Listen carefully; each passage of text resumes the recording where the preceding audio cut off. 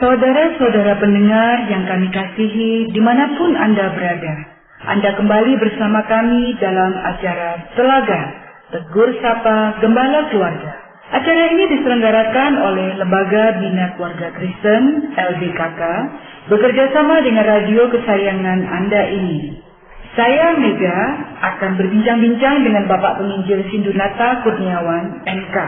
Beliau adalah seorang pakar dalam bidang konseling keluarga. Perbincangan kami kali ini tentang menuntut seketika. Kami percaya acara ini pasti bermanfaat bagi kita sekalian, dan dari studio kami mengucapkan selamat mengikuti. Diskusi kita pada hari ini akan membicarakan topik menuntut seketika. Dari judulnya ini sangat menarik perhatian saya, Pak Sindu. Kira-kira seperti apa yang ingin Bapak bagikan? Menuntut seketika, Bu Mega, memang rupanya saya amati menjadi gejala yang dialami beberapa orang tua ketika berhadapan dengan anak mereka. Mungkin orang tua berkata, "Nak, ayo pindahkan sepedamu dari teras, masuk dalam rumah." Nanti Pak, saya lagi kerjakan lewat. Nanti, sekarang. Jadi gambaran minta seketika harus dipenuhi apa yang menjadi kemauan orang tua. Dan itu apakah tidak diizinkan, Pak? Karena saya kan juga orang tua. Saya juga terbiasa ya untuk meminta anak saya melakukan ini, melakukan itu. Dan memang kita orang tua pasti kepinginnya cepat dilakukan. Tepat seperti yang Bu Mega ceritakan, sebagai orang tua masih tertoleransi untuk terkadang kita meminta anak kita melakukan sesuatu saat itu juga, yaitu ketika misalnya sedang mengalami kondisi kedaruratan, ya. Jadi seperti misalnya orang tua melihat ketika mau masuk ke dalam rumah, kok sepeda anak ada di luar pagar rumah, loh. Ini kan rawan untuk dicuri. Sementara orang tua memang perlu bergegas masuk ke rumah untuk suatu keperluan dan tidak bisa menunggui sepeda anak. Ayo, pindahkan sekarang. Bahaya nanti. Ayo lakukan. Gitu. Karena memang kemendesakan. Atau misalnya orang tua datang dengan banyak barang, misalnya naik taksi dan terus segera menurunkan barang-barang. Nah, sementara orang tua sendirian, kewalahan, anak dipanggil. Nanti ini lagi asik nonton TV. Segera ini butuh bantuan. Taksinya sudah mau pergi lagi. Ayo bantu sekarang. Nah, itu memang kondisi-kondisi yang masih tertoleransi orang tua menuntut seketika. Kalau begitu apakah ada peristiwa-peristiwa lain yang menurut Pak Sindu menuntut seketika ini bisa menjadi suatu masalah dalam keluarga? Ya, yaitu Bu Mega, ketika orang tua menjadikannya sebagai pola kebiasaan, baik hal-hal yang mendesak ataupun sesungguhnya hal-hal yang sebenarnya tidak mendesak, kita tetap saja menuntut seketika. Nah, di sanalah menjadi masalah yang mengganggu tumbuh kembang anak kita. Iya. Saya itu pernah ketemu dengan seorang ibu. Pada waktu saya bertamu ke rumahnya hanya 30 menit, tapi berapa kali saya dengar dia itu memanggil anaknya, "Yo, ambilkan mama ini. Yo, ambilkan mama itu." Walaupun anaknya itu saya lihat tidak di dalam ruangan yang sama, ada di dalam kamar, atau dia sedang kerja kelompok dengan temannya. Dan saya lihat sebetulnya mamanya itu bisa mengerjakan sendiri loh permintaannya itu, tidak perlu nyuruh anaknya. Bu Mega lihat anak itu melakukan atau bagaimana? Ya melakukan, tapi kan sebelum dia melakukan, dia kan masih nawar. Sebentar mah, nah terus mamanya ini bisa langsung tensinya naik. Kamu itu disuruh orang tua kok mesti alasan. Saya melihat begini, sebetulnya mamanya ini bisa melakukan kegiatan itu sendiri tanpa harus menyuruh anaknya, tapi dia menginginkan itu untuk dilakukan oleh anaknya dan harus saat itu juga. Menurut Pak Sindu, hal seperti itu wajar tidak ya terjadi dalam keluarga? Betul, yang dilihat Bu Mega itu pula memang yang kelihatannya sepertinya wajar, lumrah untuk beberapa keluarga atau orang tua melakukan. Namun sayangnya itu akan punya dampak negatif bagi tumbuh kembang anak, Bu Mega. Seperti apa ya Pak ya? Jadi yang pertama, salah satu kemungkinannya anak bisa tumbuh menjadi pribadi yang mudah gugup, gelagapan ketika mendengar hardikan, mendengar suara keras. Itu seperti yang saya lihat tempo hari itu Pak. Jadi anaknya itu begitu mamahnya berteriak, dia bisa kayak orang beredek gitu ya Pak ya, bahasa Jawanya. Gemetaran. Ya, jadi dia itu bahkan tidak tahu mau disuruh apa. Pokoknya kalau mamanya teriak, dia hanya mendengarkan namanya disebut aja dia sudah datang tergopoh-gopoh. Iya mah. Apakah seperti itu ya Pak ya yang dimaksud ya? Ya, itu ketika berulang kali, bertahun-tahun terbiasa mendengar suara yang keras, hardikan, bentakan. Akhirnya anak tumbuh menjadi pribadi yang mudah tegang jiwanya, kurang bisa rileks, sensitif dengan suara keras dan hardikan. Sebenarnya itu menjadi semacam teror jiwa. Apalagi anak di masa 0 sampai 12 tahun itu masa pencetakan jiwa. Kalau terbiasa terteror, mengalami kekerasan emosional, kekerasan verbal lewat kata-kata yang memburukan anak atau kekerasan emosi nada-nada tinggi, itu membuat anak menjadi pribadi yang lebih cenderung tidak mudah tahan stres. Sedikit suasana tegang, langsung dia bereaksi dengan cepat karena otaknya terbentuk dalam tekanan-tekanan yang demikian, dan ini merugikan sang anak. Ternyata dampaknya sangat-sangat luar biasa ya Pak ya, bisa sampai merusak kepribadian anak, begitu ya Pak ya? Betul. Lebih lanjut lagi Bu Mega, bahwa anak terkondisi untuk akhirnya muncul sebuah pola pikir. Kepentinganku tidak penting. Yang lebih utama adalah kepentingan orang lain. Kira-kira dampak seperti itu bisa sampai ke masa dewasanya enggak ya? Iya, justru masa anak masa mencetak jiwa. Ketika dari kecil dikondisikan kamu tidak penting. Yang penting dan utama adalah kebutuhan, kemauan orang lain. Maka dia akan terbiasa untuk yang menderita.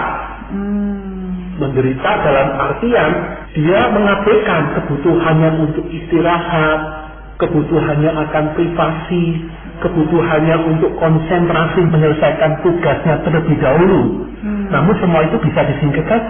Yang ini minta bantuan, yang itu memberi instruksi. Ya udah lakukan, yang ini nanti. Akhirnya mungkin dia tidak bisa menyelesaikan tugas tepat pada waktunya. Menjadi pribadi yang kewalahan, sulit berkata tidak. Dan itu bisa menjurus ke arah inferior begitu Pak? Anak merasa mungkin dirinya itu nggak penting. Betul. Rasa inferior, rasa rendah diri dengan sendirinya serta-merta tumbuh dalam diri anak. Jadi anak menjadi pribadi yang seperti tidak punya jati diri. Dia terlalu tunduk kepada otoritas. Jadi ketika di sekolah mungkin, ketika dia di lingkungan gereja misalnya, ketika dia ada di tempat pekerjaan sebagai orang dewasa, terutama terhadap figur-figur otoritas yang punya kekuasaan atau orang-orang yang menampilkan otoritas dengan nada tinggi, dengan suara yang mantap, serta-merta seperti hatinya ciut berhadapan dengan figur raksasa yang mutlak harus saya lakukan. Dia menjadi pribadi itu yang lebih mudah menurut kepada orang lain gitu ya Pak ya? Betul, mudah tunduk tanpa alasan, tanpa batasan. Rasa-rasanya dia akan menjadi pribadi yang gampang dimanipulasi ya Pak ya? Tepat, nah inilah tingkat bahayanya Bu Mega. Awalnya kita pikir, namanya anak kan harus melakukan apa maunya orang tua. Hukum yang kelima, hormatilah ibu bapakmu. Nah, itu kan kata firman Tuhan. Tapi ketika firman ini dimengerti dengan keliru oleh orang tua, orang tua sebenarnya sedang membunuh jiwa anak. Anak artinya seperti tidak punya pagar diri, tidak punya batas untuk melindungi dirinya. Orang lain masuk ke ruang pribadi, ruang privasinya, silahkan. Dan dia tidak bisa berkata tidak karena diriku adalah hamba, bahkan budak dari kemauan-kemauan orang lain. Wah, dampaknya itu sangat-sangat mencekam jiwa anak ya Pak ya. Ya. Saya membayangkan kalau anak seperti ini, dia dari kecil sudah merasa bahwa dirinya itu tidak berharga dan orang lain yang lebih berharga. Berarti dia sedang dalam kondisi yang ditekan. Itu manifestasinya bisa seperti apa ya Pak ya? Selain kan kalau manifestasi ke dalam kan berarti anaknya jadi inferior, rendah diri, merasa dirinya tidak berharga. Nah, apa ada ya Pak ya manifestasi keluar begitu? Ya, manifestasi lain, perwujudan lain itu anak-anak ini potensial menjadi korban perundungan atau bahasa Inggrisnya bullying. Karena dia tanpa sadar dimatikan kediriannya tentang keberhargaan dirinya oleh orang tua, makanya dia jadi orang yang cenderung tunduk tanpa batas dan alasan, termasuk pada teman-temannya. Bagian teman, ambilkan itu. Mungkin dia akan ketuk, kok mau bisa? Minta pensilmu ya, jangan. Aku suka kok. Tanpa perang. Loh, kok mau ya? Minta uangmu. Kamu dikasih uang saku berapa? Setor 50% ke saya. Nah, akhirnya anak gak mengerti melindungi diri, tambah lama tambah menjadi bulan-bulanan dari teman-temannya yang jahat ini. Lebih gampang dimanipulasi itu tadi ya Pak ya. Betul. Karena dia tidak bisa mengenali jati dirinya itu dengan baik, atau bahkan jati dirinya itu memang tidak berkembang dengan baik pula. Berkaitan dengan hal ini ya Pak ya, kalau anak yang menjadi korban bullying ini, dia kan orangnya menjadi pribadi yang tertekan ke dalam. Nah, itu maksud saya, apakah mungkin anak-anak seperti ini yang menjadi korban bullying ini, dia itu tidak hanya menjadi orang yang pasif, tetapi bisa menjadi orang yang agresi? Bisa. Jadi sisi yang lain, muncullah kemungkinan yang lain, anak-anak itu menjadi figur agresif yang dikatakan oleh Bu Mega tadi. Jadi dia menjadi anak-anak pemberontak. Awalnya terhadap orang tua ya tunduk dan menurut 100%. Tapi lama-kelamaan sejalan dengan usia dia marah. Loh, aku kok dimanfaatkan, kok ditindas oleh orang tuaku. Anak mulai mikir, mulai kritis, dan dalam sebagian anak memang muncul keberanian untuk melawan. Mungkin waktu umur 10 tahun, 11 tahun mulai ada pembantahan. Orang tua menampar misalnya. Nanti masa remaja, apalagi kalau ini anak laki misalnya, badan semakin kuat, punya geng, punya teman-teman, melawan orang tuanya bisa lebih terang-terangan. Atau melakukannya dalam bentuk agresif, pasif. Misalnya dilakukan tapi sengaja ditunda-tunda, biar marah, dipukul, tunjuk, nih tampar, kasih pipi kiri, kasih pipi kanan.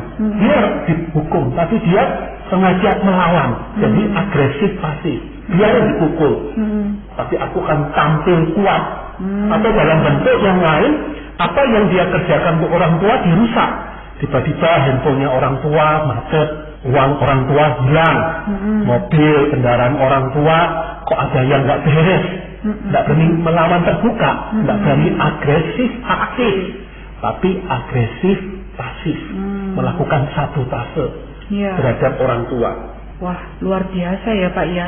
Ini semua bisa terjadi karena hal yang kita orang tua biasanya lihat sebagai suatu hal yang simpel, menuntut seketika. Orang tua yang hanya ingin dituruti, tapi bisa menjadikan anak selain dia tidak bisa melihat jati dirinya dengan baik, tapi juga bisa bertumbuh menjadi pribadi yang pemberontak. Ya, sisi yang lain, Bu Mega, anak pun menjadi pribadi otoriter, tanpa toleransi, tanpa fleksibilitas terhadap orang lain, pribadi yang kaku, berfokus pada kepentingan diri, serta sumbu pendek, gampang marah, terpicu, menindas orang lain, sebagaimana orang tuanya menindas anak ini bertahun-tahun. Jadi ini kayak mata rantai ya Pak ya. Orang tua memperlakukan anaknya demikian, maka anak juga akan bertumbuh menjadi pribadi yang sama seperti orang tuanya tanpa disadari. Ya, anak menjadi salah arah. Maka dalam hal ini bicara tentang kepemimpinan, sebenarnya pola kepemimpinan seseorang itu sudah terbentuk di masa pengasuhan sebagai anak, terutama masa 12 tahun pertama. Itu mencetak fondasi model kepemimpinan apa yang akan diterapkan. Apakah fleksibel, toleran, demokratis, apakah tangan besi.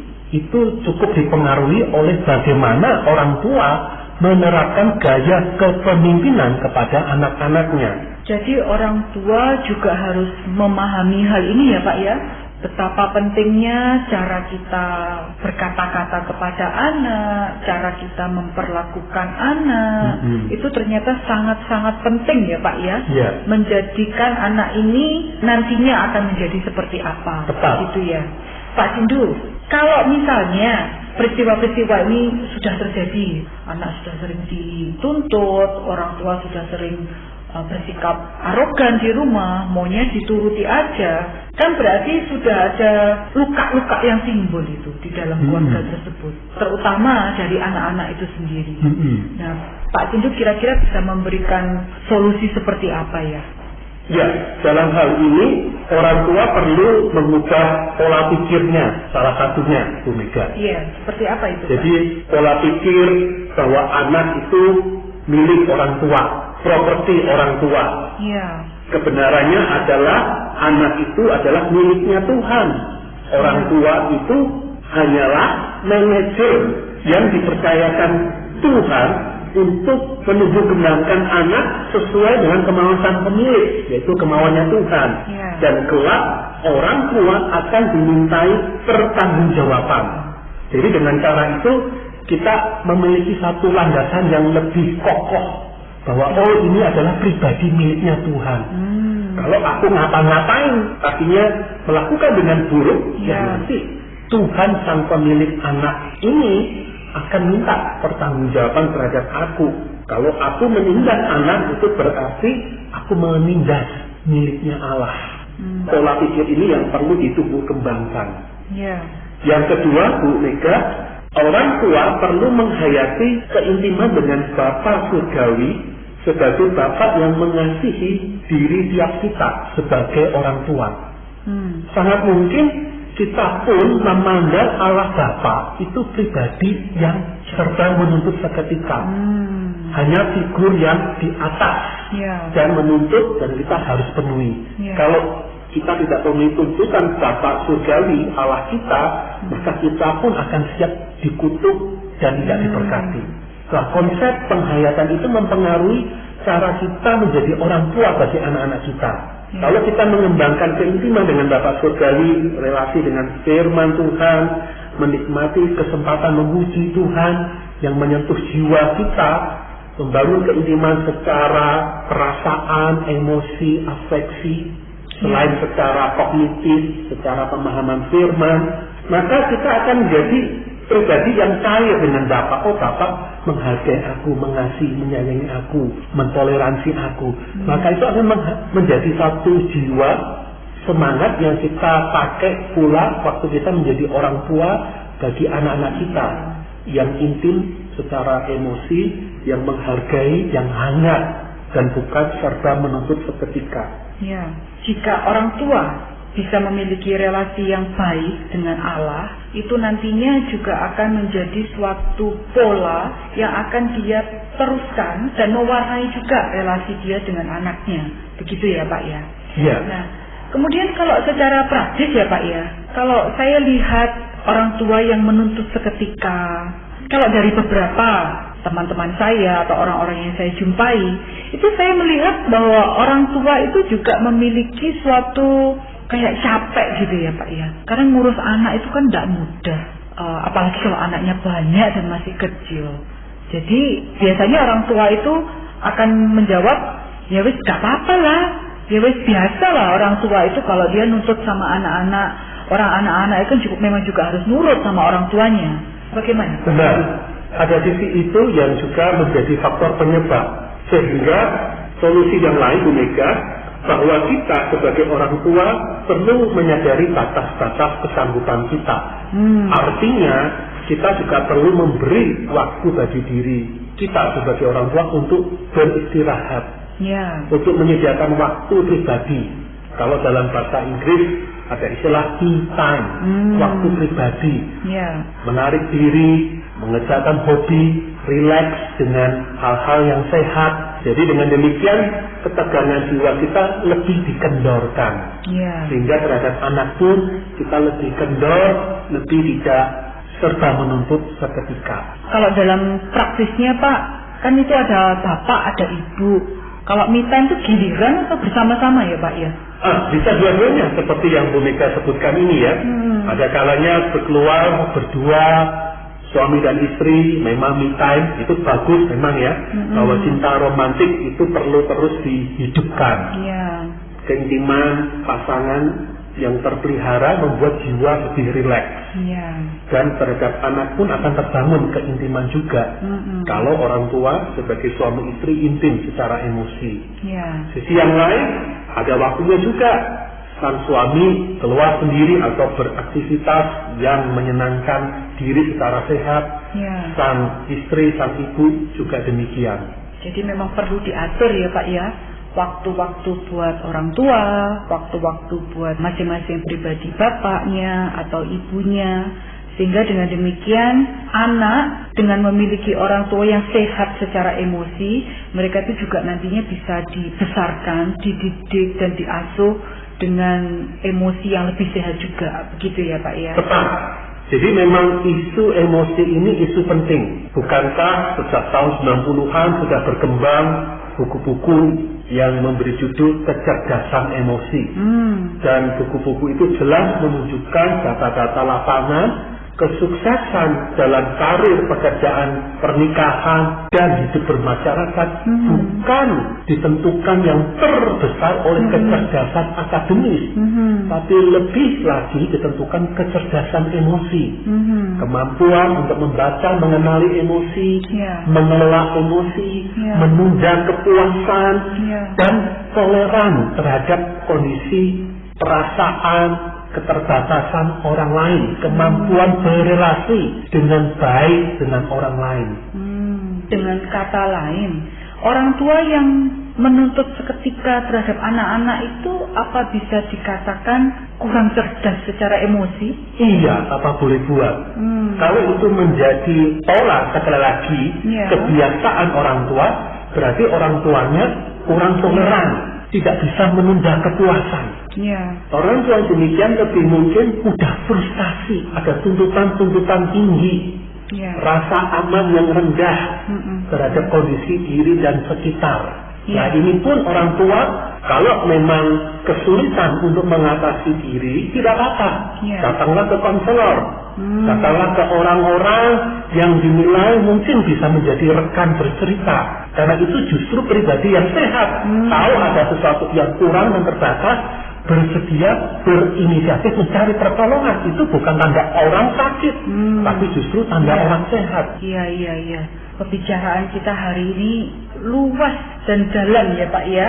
Bisa sampai kecerdasan emosi, tentang pertumbuhan pribadi anak, untuk kesehatan emosi anak juga. Ya, itu hal penting Bu Mega. Maka secara konkret kita orang tua bisa mengembangkan pola memberi alternatif.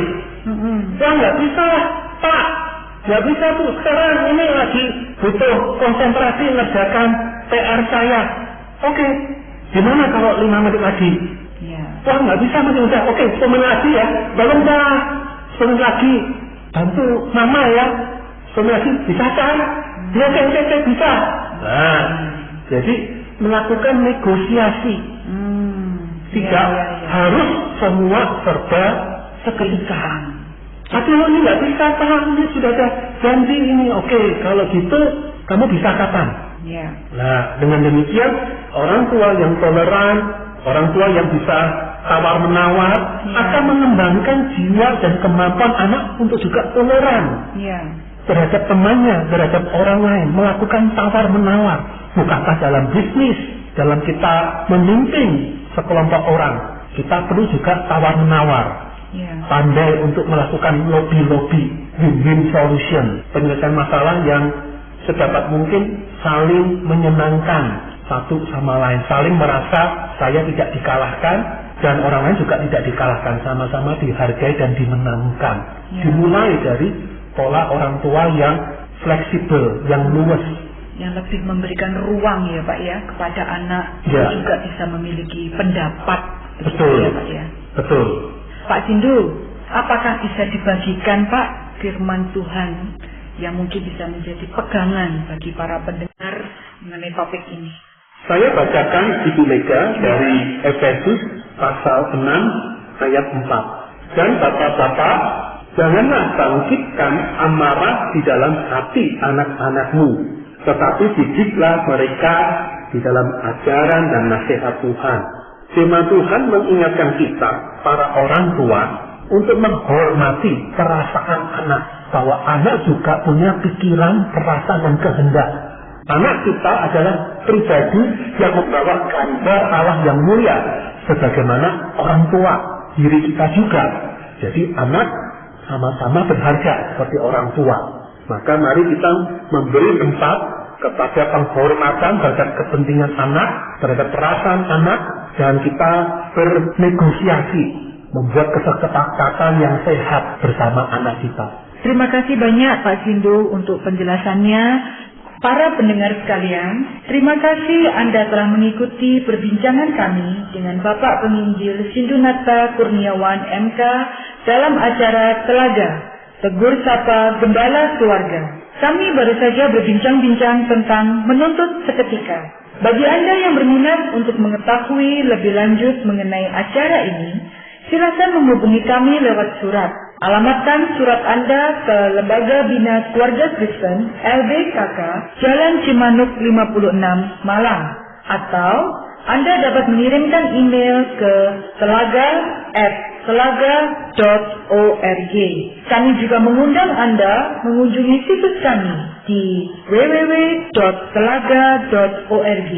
Saran-saran, pertanyaan, serta tanggapan Anda sangat kami nantikan. Akhirnya dari studio kami mengucapkan terima kasih atas perhatian Anda dan sampai jumpa dalam acara Telaga yang akan datang.